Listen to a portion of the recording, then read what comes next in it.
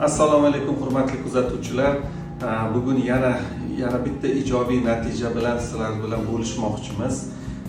Yusuf akamiz Qashqadaryodan kelganlar. Yoshlari 58 da, Parkinson kasalligi bilan og'rib keladilar. 4 yildan beri Parkinsonga qarshi dorilar qabul qilib kelib, bizni klinikamizga murojaat qildi.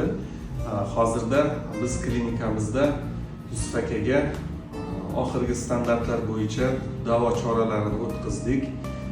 Transkranial magnitli stimulyatsiya, TMS, dori darmonlarini to'g'ri korreksiya qilib, butun qon tahlillar, analizlari hammasini to'g'ri o'tkazib, diagnozni to'g'ri qo'yib, darajasini to'g'ri qo'yib, to'g'ri yondoshganligimiz uchun mana Yusuf akada hozir ijobiy o'zgarishlar bo'ldi.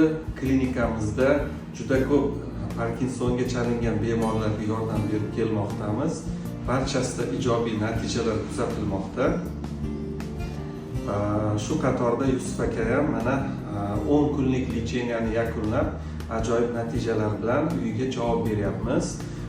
Yusuf aka, kelganingizda qanday edingiz? Hozir qandaysiz? Kelganimda juda holbat, juda og'ir yurolmasdim. Bu ikki ko'tarib chiqardim. O'zi kelganlarida bularni qarab turdim, qarindoshlari yetalab olib chiquvdilar qo'llaridan. Ko'tarib olib chiquvdi.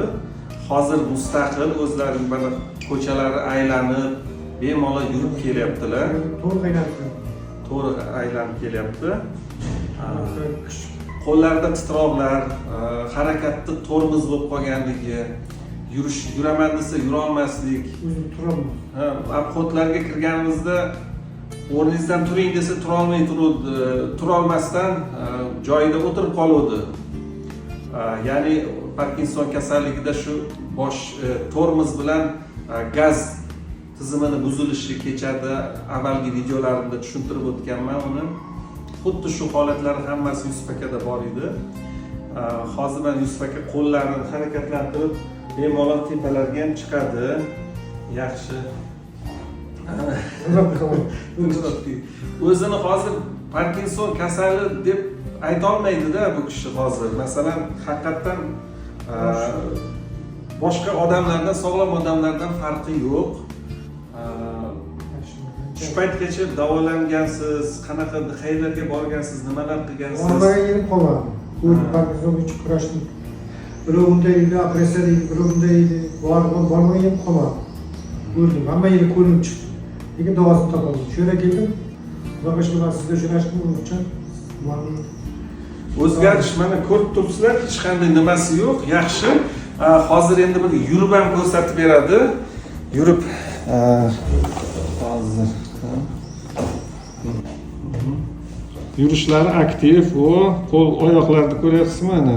Bemalol o'tirib turishlari qoyil. Mana bo'ladi, zo'r. Bizning klinikamizda o'zingiz ko'zingiz bilan ko'rdingiz.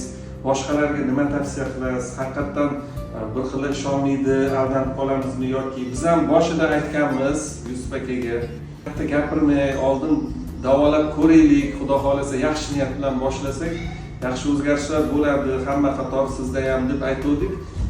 Yo'q demay, bizga ishonganlar uchun bularga rahmat. Ishonib keluvdim, javobiga natijani qaytardim. Yaxshi, mana ko'rdinglar sizlar. Yaxshi, zo'r. Yana shu doktorlarga qo'lida dard ko'rmasdi qo'lda. Shifo topib kelib Parkinsonga kelaman deganda men holim ko'rganlaringizni shu boshqacha edi. Mana yaxshi bo'ldi. Zo'r. Birinchi lecheniyaga keldim. Yana kelaman. Xudo xolasa keyingi yana bizning nazoratimizda bo'lib, birgalikda bularni tashlab qo'ymaymiz.